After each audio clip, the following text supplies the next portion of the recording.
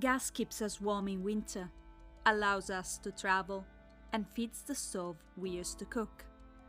In Western countries, gas is an essential resource for many aspects of life as we know it. But how much do we really know about how it gets to our homes? Welcome to The Journey of Gas, a podcast by Flavia Bazzano and Marianna Betti about the human element of energy production and distribution. Welcome to the second episode of The Journey of Gas. I am your host, Flavia Bazzano, and my travel companion, as usual, is Marianna Betti, postdoc in social anthropology at the University of Bergen. Marianna, after discussing the process of natural gas extraction, our journey leads us to the analysis of the impact of extraction on local communities. Let's give some information about this. Why are anthropological and cultural factors important when discussing the exploitation of natural resources, especially those coming from underground? Hi Flavia. In the last episode, I told you about the impacts of natural gas extraction on local communities. And we mostly focus on the negative impacts, although natural resources such as natural gas can increase a community's pride and a sense of belonging to a specific land and to a specific culture. When it comes to the exploitation of natural resources, anthropological and cultural factors are important, especially in the field of underground resource extraction. This is because natural resources profoundly affect the relationship between communities and their surroundings. Culturally speaking, anywhere in the world, human communities develop a complex connection over time with the land and natural resources around them. In fact, a community's cultural practices, the traditions, beliefs, and values are often intertwined with the environment and nature, with the plants, with the animals, and the minerals. The extraction of gas or other resources underground can result in significant changes in the way people interact with their land, generating anxieties, concerns, and resistance. And these they manifest in cultural dynamics and even drastic changes in society. The extraction of gas can affect the social organization and dynamics of local communities.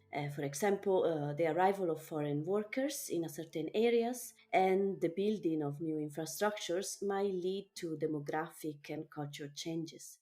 In addition, social tensions might arise between those who favor extraction and those who oppose it, creating divisions within the community.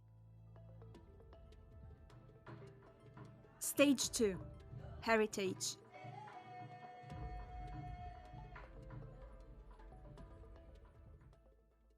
As I mentioned in the last episode, a community's culture can include centuries old practices which regard sustainable use and management of natural resources.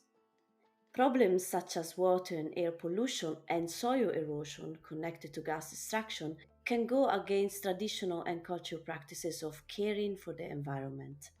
As we have already guessed, gas extraction involves directly or indirectly indigenous peoples who have a long-standing history with their lands. There might in fact be deep spiritual, cultural and historical ties to the land, for example, in traditional pastoralism, where knowledge of pastures and water resources is fundamental to practices of subsistence, or the traditions and myths related to the sea from fishing communities, as well as the knowledge of plants, seeds, and growth cycles in farming communities, and even the festivals and legends related to places and from resources that people pass down from generation to generation.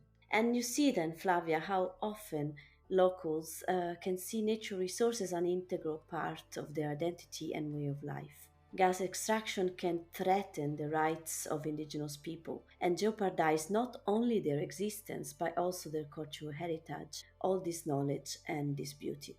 Flavia, again, social and cultural factors play a key role in the exploitation of natural resources, including gas extraction.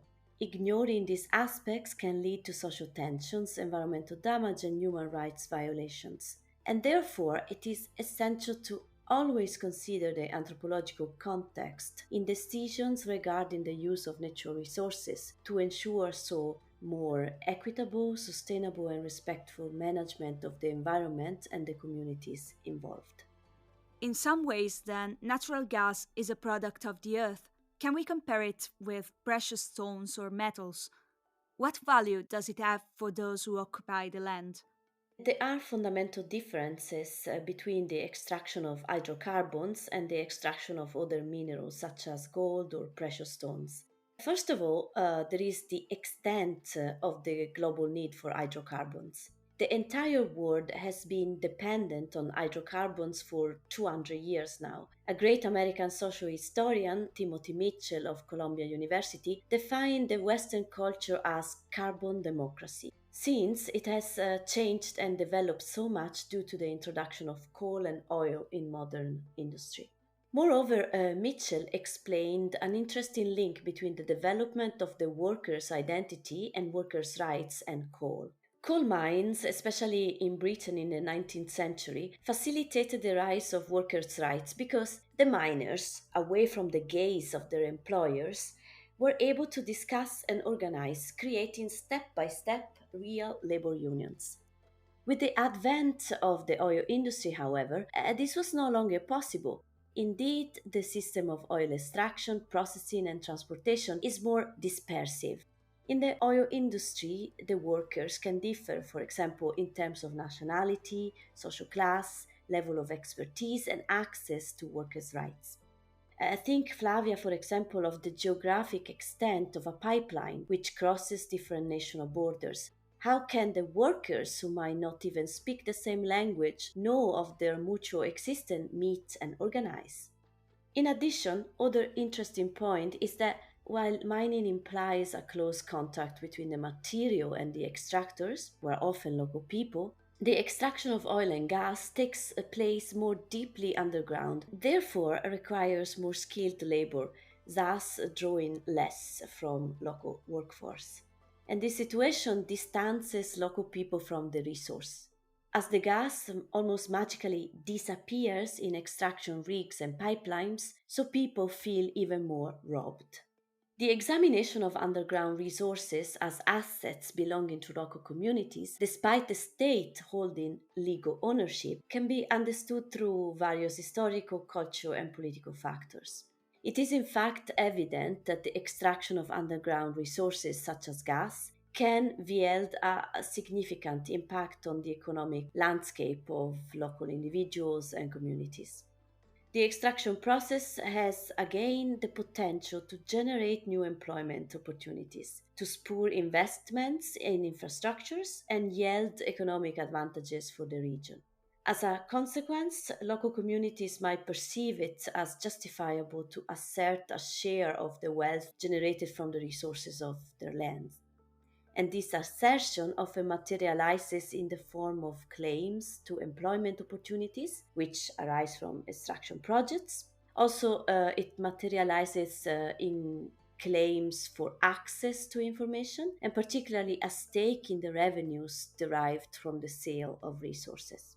And then, in addition, there are often historical and cultural ties to the resources of a region. In many regions, in fact, local communities have a long historical and traditional use of land resources, including underground resources. Think, for example, ancient civilizations like the Egyptians, Sumerians, Babylonians, the Greeks, the Chinese, and the Romans, just to name a few, already extracted gemstones, metals, rock salt, marble, clay, earth, and pigments. More recently, some of the historic mining communities are Broken Hill in Australia, Potosi in Bolivia, and Butte in United States, Cornwall in the UK, and Joachimsthal in the Czech Republic. And in this place, the silver for the first modern European coins is coming from. So these cultural and historical ties create a sense of ownership and also a strong sense of attachment to the land, considered an integral part of their identity and way of life. Are there examples of communities that have taken a stand through law on natural exploitation in their territory? Interesting, for example, is the stance of many communities in South America where The idea of granting nature its rights has developed a concept known as rights of nature or ecosystem rights. This approach is based on the belief that ecosystems and natural elements have intrinsic value and a right to exist, thrive, and regenerate, regardless of their usefulness or benefit to humans. This means that nature is recognized as a subject of a right, rather than being regarded only as an object of ownership or exploitation. For example, the 2008 Ecuadorian constitution was one of the first to recognize the rights of nature. Article 71 of this constitution in fact states that nature, including ecosystems, has the right to exist, persist, maintain, and regenerate. In addition, people, individually or collectively, have the right to demand that public authority respect the rights of nature. This has led to several legal cases in which nature has been legally defended against activities that have threatened its balance. And again, in 2010, Bolivia passed the law of the rights of Mother Earth, also known as the Law of Mother Earth or Ley de Derecho de la Madre Tierra, an integral development to live well or in harmony, the buen vivir.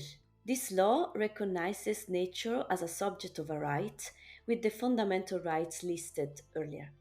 It also recognizes Mother Earth's right to water, clean air, biodiversity, and ecological balance. These examples have been followed recently by nature ecosystem rights movements, such as the Whanganui River in New Zealand, which was recognized by the government in 2017 as a subject of a right by granting it a legal status similar to that of a person. This recognition was the result of a long process of consultation and negotiation with the Maori people, who considered the river a living manifestation of their ancestor. These examples demonstrate how the concept of nature's rights has been implemented in different jurisdictions, which has allowed nature to be represented and defended in court. And this approach aims to promote greater awareness of the importance of protecting and preserving ecosystems for the sake of present and future generations.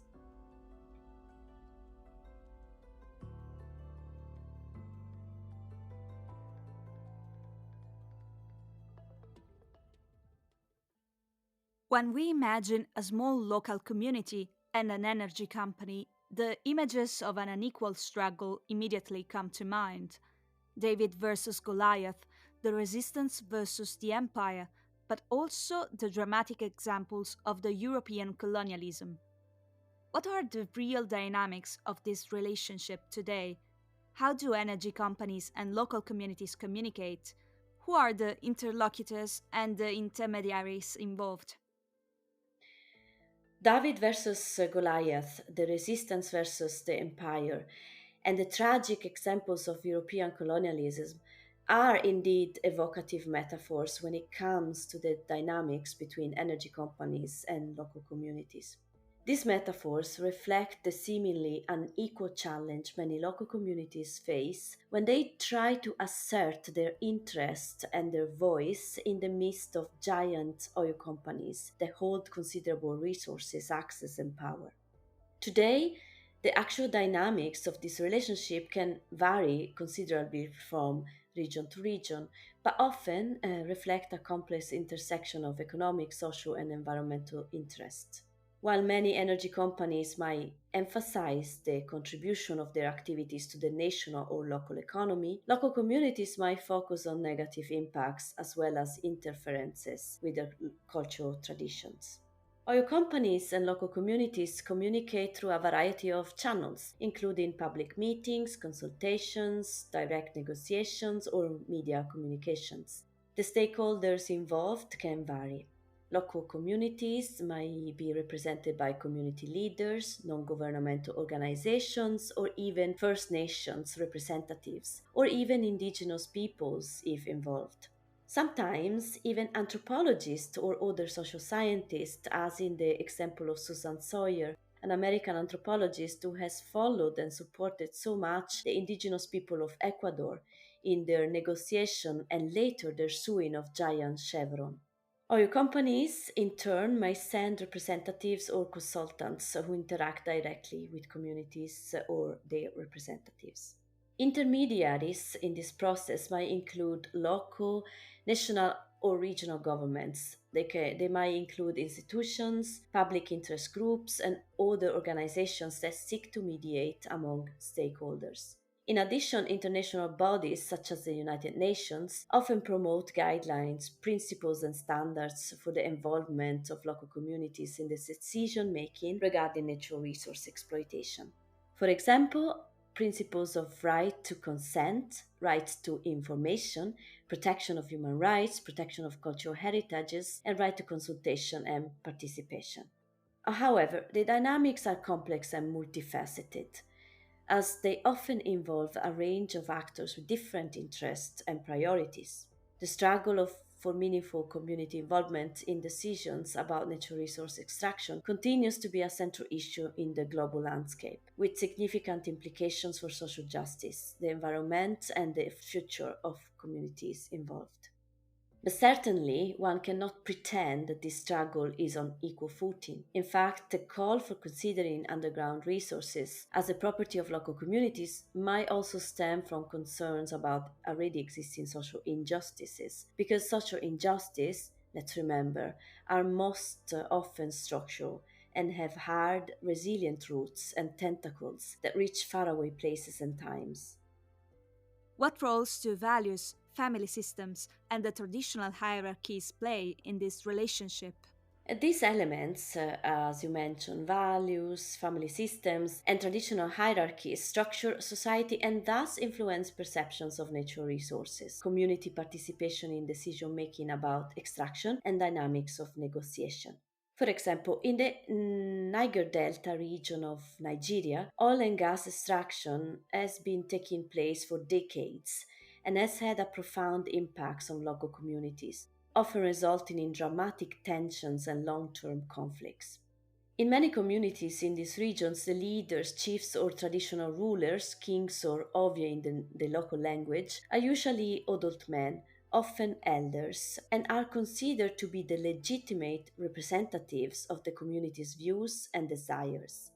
Their decisions can have a significant impact on how and how much communities participate in extractive activities.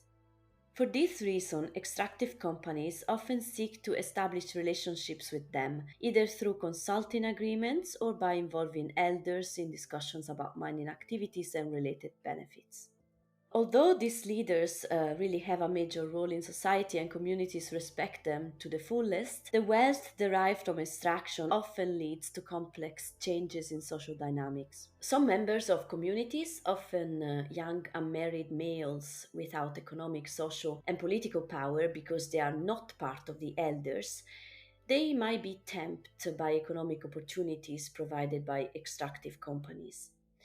And these can lead to ruptures with gerontocracy, which is a system of government in which power and authority are held predominantly or exclusively by elders, in which seniority is not just measured in terms of age, but in terms of wisdom and knowledge acquired through the attainment of life stages and particular milestones, such as the fulfillment of rites of passage, marriage, valor acquired in war, or the procreation of legitimate children.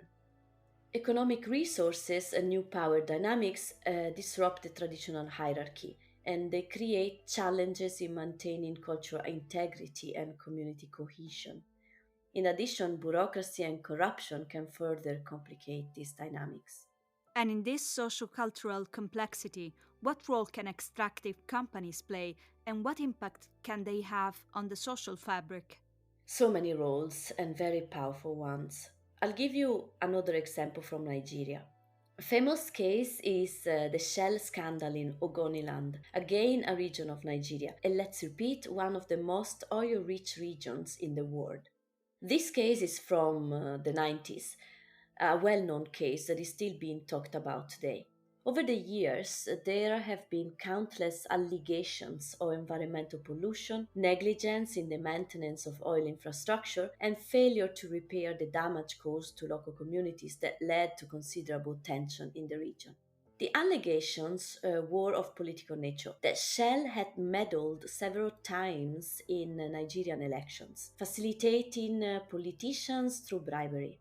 Also, there were allegations of economic nature, like that there was no transparency in transactions, and there were also allegations of human rights violation.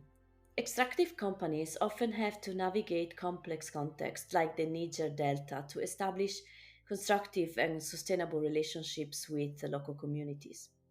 Here, despite the incredible abundance of hydrocarbons, I think oil was discovered in 1956. Very few locals have reaped significant benefits, and statistics and news reports over the years have shown us how very often their lives have drastically deteriorated. The lack of transparency in the distribution of economic benefits, political corruption, the favoring certain ethnic groups over others fuels feelings of injustice and frustration that might explain, and in conjunction with the gerontocratic regulatory system, why so many young people, gripped by desperation, have joined militant groups like the Boko Haram and ISIS. In this dynamic, how much space is given to the indigenous knowledge of nature and resources? And most importantly, what happens if the space does not exist? I answer you, Flavia, with an example from the research of an American anthropologist, Douglas Rogers, who has worked extensively with Siberian communities and their involvement in gas extraction in the territory. These communities were particularly involved with Lukoil and Gazprom oil companies in the Perm region of Russia. And Rogers investigated how these industries used social and cultural projects to address criticisms of their operations and also to shape new types of citizens and communities. These projects were, from the beginning, directed at changing the sense of belonging of these communities by integrating them and making them consonant with the rest of national unity and the Russian concept of collective identity or the collective. According to Rogers, the importance of the material qualities of oil and natural gas, along with the infrastructure built to extract and transport these resources within the sponsored sociocultural projects, was manipulated by Russian extractive companies and controlled by the Moscow central government. In fact, the goal of these projects was, and it is still, to mitigate anti corporate criticism. For example, in the locality of Ilinsky, subsidiary Lukoil Perm founded cultural and heritage projects, often drawing parallels between the geological depth of oil deposits and the historical depth of local culture. Another case of Rogers is the town of Babka. In this town, the Gazprom's Perm region gas subsidiaries has founded projects to foster social connectivity by evoking pipeline networks as a symbol of material connectivity. The anthropologist explored how the material qualities of oil and gas, depth and connectivity, have been integrated into corporate social and cultural responsibility projects in the Perm region. This connection between oil, gas, and culture on one end, and pipelines and sociability on the other, has become central to the political landscape of the region. In fact, Rogers suggests that these connections are not random, but stem from the strategy of emerging companies with regional reach, such as Lukoil Perm and Perm Region Gas. What if the land where the extraction is supposed to be permitted is considered sacred land? I answer with a case from my own ethnographic research among the Turkana people in northwestern Kenya. In this marginalized and underdeveloped region since British colonial times, large hydrocarbon deposits were discovered in 2012. Because negotiations for compensation to the local people were going on for a long time and the communities and individuals disagreed, and because of the meddling of the Kenyan central government, which is quite disliked and distrusted by the Turkana people, because of this, there were so many claims over the land from which the oil and gas was extracted. Turkana land, in fact, is dotted with sacred sites, burial places, especially of ancestors and elders. And these places are visited from time to time by the descendants and serve as landmarks for all.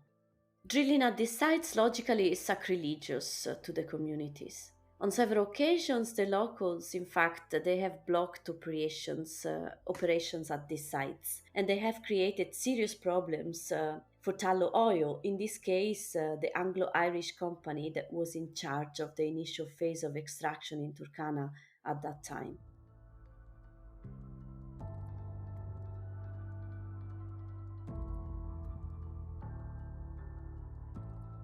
Speaking of corporate responsibility, to understand the current situation, we must go back more than 15 years. In 2006, the publication of the United Nations Principles for Responsible Investment marked a momentous change in the way companies approach investment. Previously, the screening was done on a purely ethical basis, while this period saw the beginning of the discussion of environmental, social, and governance factors, referred to in English as ESG. These indicators became essential not only in assessing investment risk, but also in negotiating with investors, authorities, and stakeholders who increasingly demand transparency from companies. This movement got a further boost in 2015 when the United Nations launched the 17 Sustainable Development Goals, known as SDGs. These goals have been endorsed by 193 countries and cover a variety of issues including poverty, hunger, health, education, climate change, natural resource use, gender equality, and social justice. The ultimate result is to achieve all the goals by 2030 through a participatory approach that will involve companies, institutions, countries, communities, and citizens. This is an extremely ambitious project. The investment required to achieve all 17 SDGs is estimated between 5 and 7 trillion per year until 2030, a figure that increases with each passing year. Can we briefly tell how gas companies are contributing to the UN appeal? Yes, indeed, there has been an evolution of approaches and practices in industries. The term ESG dealt with a series of criteria used to evaluate a company's performance in relation to these three key elements: environment, society, and governance. The criteria were used by investors, financial analysts, and stakeholders to assess not only the company's financial viability, but also its overall impact on society and the environment. The idea was that the ESG would give practical guidance to questions and concerns such as, from an environmental impact point of view, what are the effects? Are industrial corporate practices sustainable? And what is the oil industry's general impact on society? Are oil companies' practices transparent? How are the work safety regulations? And finally, for example, what are the company ethics like? And how are employees treated? ESG has emerged as a broader and more comprehensive approach than what was previously there, the corporate social responsibility, the CSR, which referred primarily to an industry's efforts to take socially responsible and sustainable actions. Whereas CSR focused primarily on the direct positive impact an industry could have on society through philanthropic initiatives or sustainable projects, ESG is a more comprehensive framework that assesses both the positives and any risk and corporate failures in relation to environmental, social, and governance issues, which were not as highlighted before. The adoption of ESG as a corporate and industry assessment approach has grown because of increasing awareness of the importance of addressing environmental and social issues, media attention, and increased investor demands for more responsible and sustainable industries. Investors are increasingly recognizing that effective management of ESG issues can impact the reputation of the company, the industry in general, and long term profitability. But, Flavia, as you said correctly, since 2015, the ESGs have been replaced by SDGs. Companies are contributing to the UN goals in different ways, although, particularly among oil corporations, there are significant challenges given the extensive environmental impact and given industry practices which often seem to disagree with some, if not many, of the SDGs. However, industries contribute to the practice of SDGs in a number of ways. For example, by investing in the transition to cleaner energy sources, such as natural gas, with technological innovations that should be more efficient for gas extraction, production, and transportation. And also with commitment to sustainable goals and participation in global goals such as reducing emissions and environmental impact.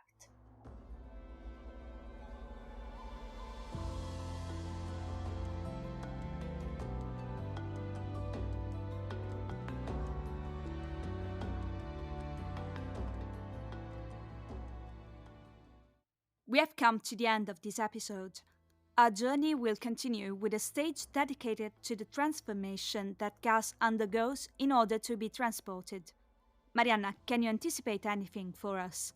Yes, in the next episode, I will focus in particular on that very important phase when natural gas changes form. It gets first liquefied and then regasified again. It's certainly not going to be just a technical explanation since I'm not an engineer, but through certain cases, I'm going to show how technology, its meaning, and materiality is intrinsically connected with culture and social relations, how it is heavily affected by politics. I will also talk about how the anthropologist is able to talk about culture and human relations through observing the complex interaction between individuals, groups, and machines.